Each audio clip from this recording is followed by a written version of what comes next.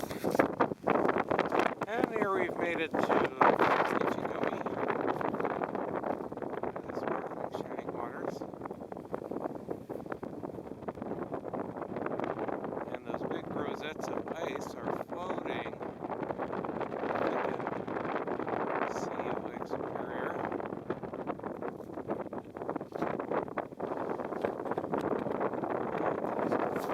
Here's zooming out and you see the dunes that we came through.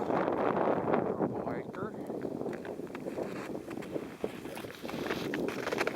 And we got a 360 going here.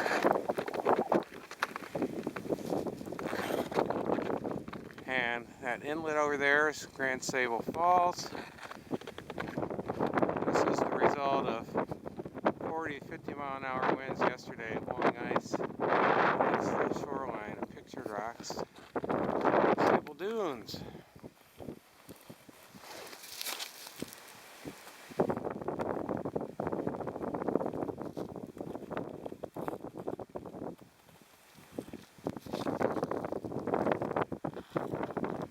Here's the blue hiker in the other camera. And here's the hiker on this.